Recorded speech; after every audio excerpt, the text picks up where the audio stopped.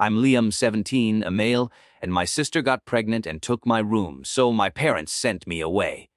The words feel like a cold, hard fact, a truth etched into my memory with the sharpness of a diamond. My sister, Chloe, was the golden child. She was a year older than me, but her life had always been a series of small, dramatic crises that our parents, Robert and Carol, rushed to solve. I was the quiet one, the studious one, the one who never caused a problem. I was the backdrop against which Chloe's vibrant, chaotic life was painted. I remember a time when I was 10 and had won a regional science fair.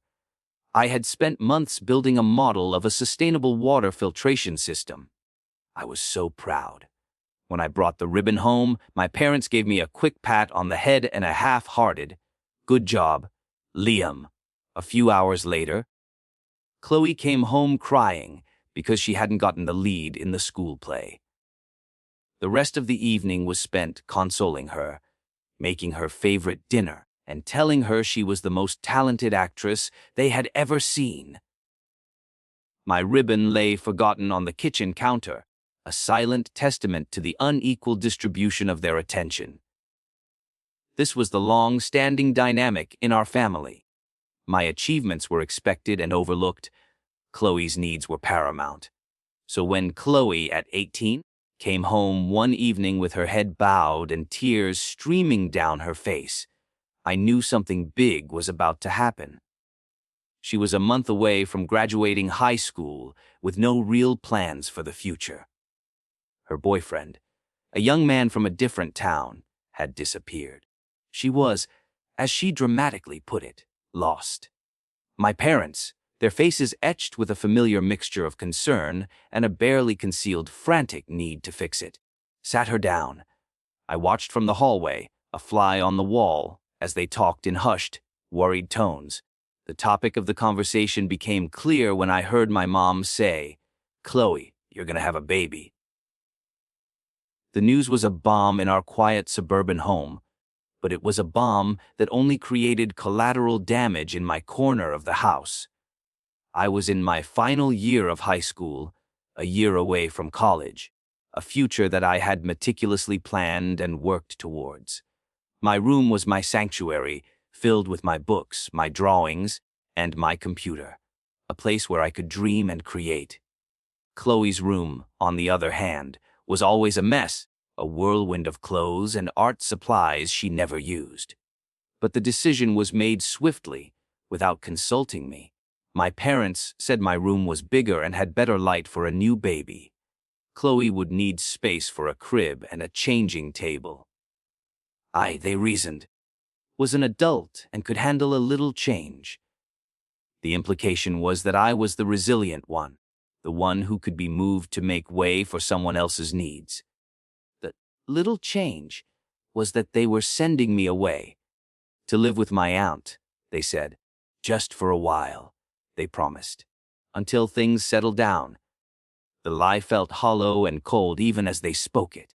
The plan was for me to finish my last year of high school at a boarding school near my aunt's. It was a good school, they insisted. A great opportunity. But I knew the real reason they needed space, and I was the easiest one to get rid of. My room, my belongings, my entire life was being dismantled to accommodate my sister's poor choices. It was the final, devastating act of a lifetime of favoritism, and it was a wound that I knew would never truly heal. My parents, in their frantic effort to keep Chloe from falling apart, had willingly pushed me over the edge. My last few weeks at home were a blur of packing and a quiet, simmering rage. My parents were so consumed with Chloe and her impending motherhood that I felt like a ghost in my own house. My mom, Carol, would occasionally try to talk to me, her voice soft and apologetic. "This is for the best, Liam. It's a great school. You'll thank us one day." But her words rang hollow. She didn't look me in the eye when she said it. She was too busy helping Chloe paint my room a soft, pastel yellow and assemble a crib where my desk used to be. My father, Robert, avoided me altogether. He would come home from work, give me a quick nod, and then disappear into the living room with Chloe, talking about baby names and future plans. My future was never discussed. It had been replaced. The day I left was just as cold and impersonal. My parents drove me to the boarding school, a 3-hour drive from our home. The car ride was silent, filled with a tension so thick you could cut it with a knife. As we pulled up to the large old building, my mom tried to hug me. "We love you, Liam," she said, her voice cracking. "We'll call all the time." I just nodded, a stone where my heart used to be. My father patted me on the shoulder, a gesture that felt empty and foreign. I watched them drive away, and for the first time in my life, I felt truly, utterly alone. They were gone, and with them, my old life.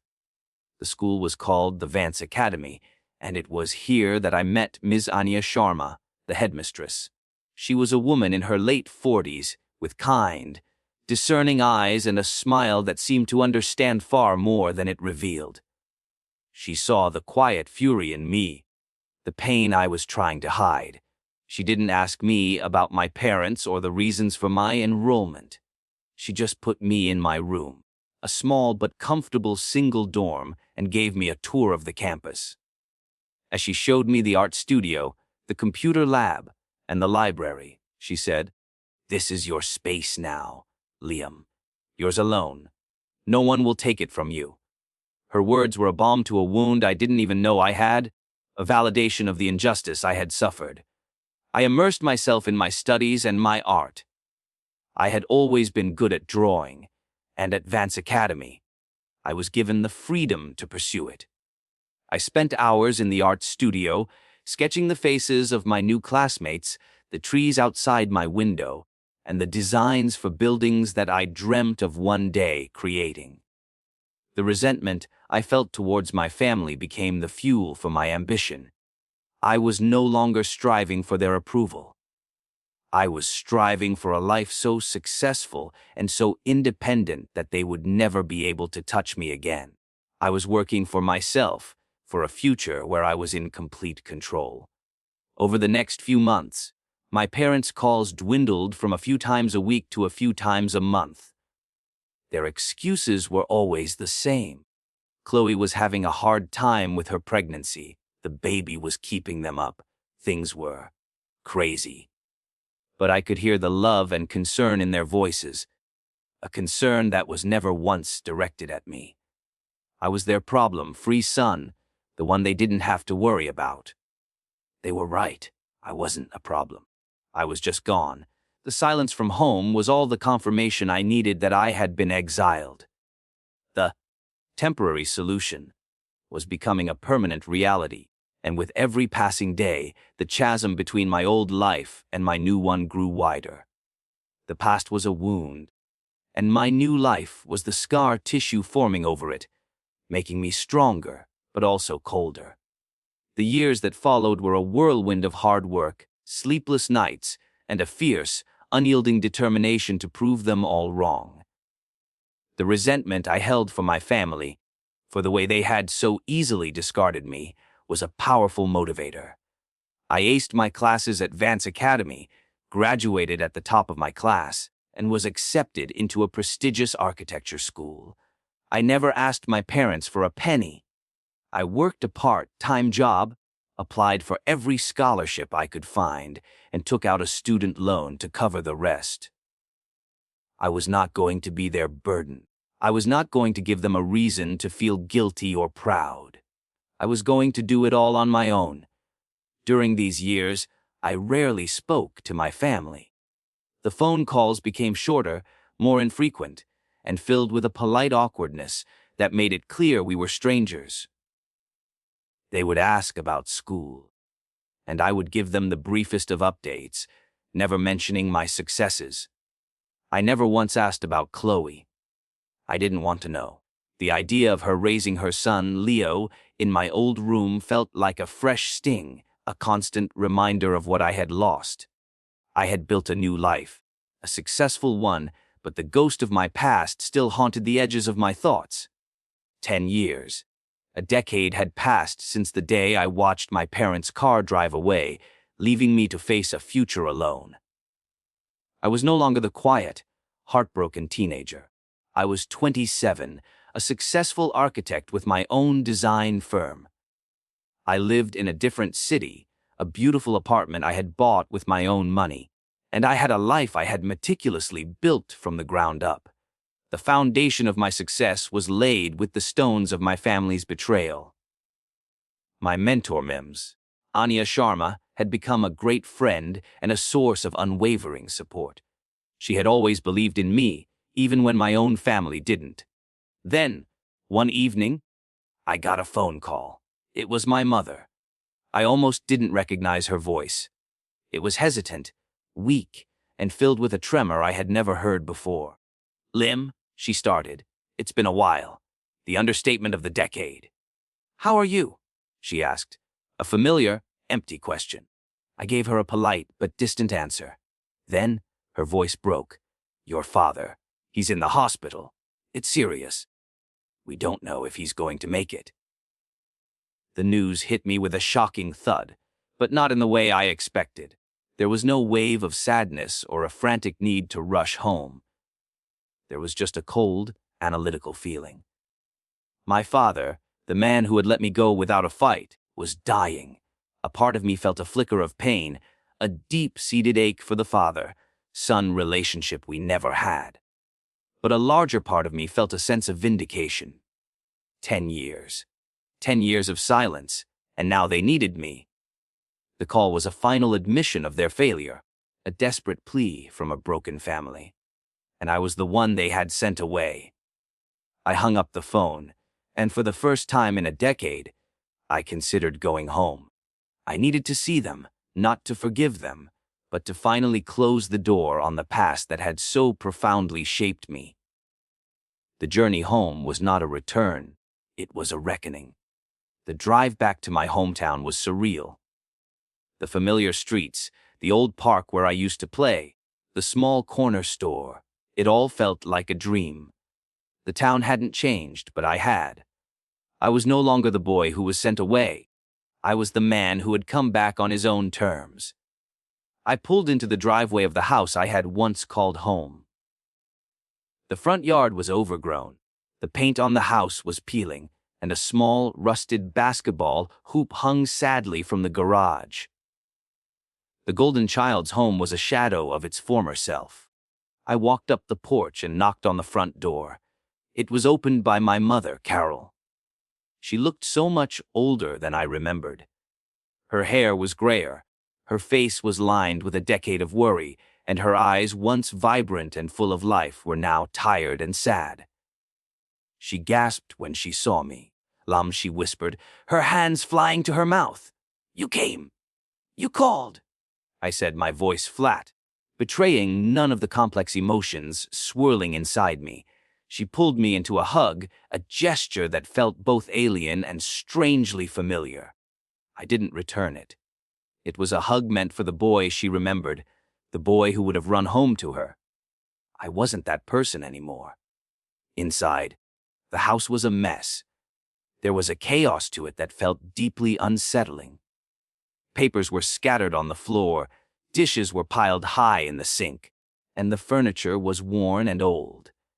I walked to the back of the house, my feet taking me to a place I had spent so much of my childhood. The door to my old room was ajar. I pushed it open slowly. The room that was once my sanctuary, my space of creation and quiet reflection, was now filled with the clutter of a grown child's life. A bed sat unmade, clothes were strewn on the floor, and a small, worn crib sat in the corner, a relic of the past that had started all of this. Standing in the middle of the room was a young man. He was tall, thin, and had a nervous energy about him. "You must be Liam," he said, his voice hesitant. "I'm Leo, your nephew." He looked at me with a mixture of curiosity and awe. He was 10 years old, a young man who was the living, breathing embodiment of my family's betrayal. He was a good-looking kid, but the circumstances of his life were a direct result of my own abandonment. I looked at him, and for the first time, I felt something other than anger. It was a deep, aching sadness. He was the innocent victim in all of this, a child who had been raised in the shadow of a lie. I gave him a small, tight nod. "I'm Liam," I said. "It's nice to meet you." The words felt forced, but they were the only ones I could manage. My mother led me to the living room, where Chloe sat on the couch, her face pale and gaunt. She looked nothing like the vibrant, carefree girl I had once known. She looked like a woman who had been through a decade of hardship, a life of unfulfilled promises and broken dreams. She looked up at me, and her eyes filled with tears. "I'm so sorry, Liam," she whispered. The apology was a decade too late, a hollow gesture that felt like a final insult. My parents had made their choices. Chloe had made hers. And I had been the one to pay the price. And now they were all paying theirs in a different, more somber currency. The next few days were a quiet kind of torture. I stayed at a small hotel nearby, refusing my mother's offer to stay at the house.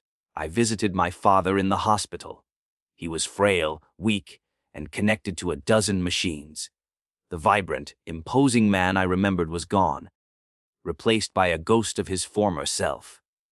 He couldn't speak much, but when I walked into the room, his eyes lit up with a flicker of recognition.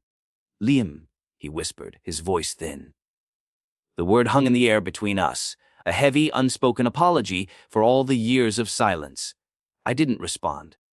I just sat in the chair beside his bed, a silent sentinel to a man I barely knew anymore. I couldn't bring myself to forgive him. The betrayal was too deep. The scar was too fresh, even after 10 years. Back at the house, I watched the chaos of their lives unfold. Chloe was a mess. She was still the same irresponsible girl she had always been, but her problems were now larger, more complex.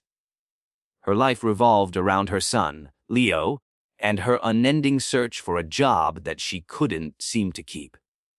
My mother, Carol, was the glue that held the family together, but the weight was clearly breaking her. She spent her days caring for Leo and her nights worrying about my father. The vibrant, happy family I had once known was gone, replaced by a house of broken people living with the consequences of their choices. I spent most of my time with Leo. He was a curious, intelligent boy who reminded me so much of myself at that age. He showed me his drawings and asked me about my life in the city. He didn't understand the depth of the family's problems, the reasons for my exile. He just knew me as the cool uncle who had been gone for his entire life. I found myself drawn to him, to his innocence, to his need for a strong, male role model. He was a mirror to the boy I once was, a child in need of guidance and support. The irony was not lost on me. He was the product of the circumstances that had ruined my family, and yet he was the only thing in the house that seemed to have any hope. One evening, I found Chloe sitting alone on the back porch, crying. She looked up at me, her eyes red and puffy. "I'm so sorry, Liam," she sobbed. "I never meant for any of this to happen." "But it did," I said, my voice quiet. "You got pregnant, you took my room, and my parents sent me away. You didn't mean to, but you didn't do anything to stop it either. You were their golden child, Chloe. They would have done anything for you, and they did. They sacrificed me for you." She had no answer. She just sat there, tears streaming down her face, a silent testament to the wreckage of her life. I wasn't there to make her feel better. I was there to speak my truth. The truth that had been suppressed for a decade. She needed to know the consequences of her actions. She needed to understand the pain she had caused. Forgiveness was not on the table. My goal was not to heal the family, it was to find closure for myself. I had to face the people who had abandoned me and show them that their actions had not broken me. They had, in fact, made me. My father's condition worsened over the next few days, and my mother called me to the hospital. "He's not doing well, Liam. He wants to see you. I went, my heart heavy with a strange mixture of pity and resentment. When I walked into the room, he was awake, his eyes clear and lucid. He looked at me for a long moment, a lifetime of regret etched on his face. "Liam," he whispered, his voice barely audible. "I'm so sorry." The words were an apology, a confession, a final attempt at reconciliation. "We made a mistake. We should never have sent you away." I sat beside him, my hand on his. It was the first time I had touched him in 10 years. "Why did you do it?" "Dad," I asked, my voice barely a whisper. "Why did you choose her over me?" He closed his eyes, and a single tear rolled down his cheek. "Chloe. She was always so fragile. We thought she wouldn't make it without us. We thought you were strong enough to survive on your own. We were so wrong. We should have been there for you too." The confession was a stunning blow. It wasn't about love or favoritism. It was about perceived strength and weakness. They had chosen to send me away because they believed I could handle it, because they saw me as the resilient one. Their choice wasn't born of malice. It was born of a misguided belief that I didn't need them. But I did. I was a 17-year-old boy who needed his family's support, and they had taken that away from me. Later that evening, I sat down with my mother and Chloe. It was time for the truth to be spoken, not in whispers and apologies, but in the cold, hard light of day. I explained to them what my father had told me. He said he was sorry. He said he chose Chloe because he thought she was fragile and I was strong. "But you both were wrong. I was not strong. I was a boy who needed his family, and you chose to send me away. I had to learn how to survive on my own. I had to build a life from scratch, without your support, without your love, without a home." My mother broke down, sobbing uncontrollably.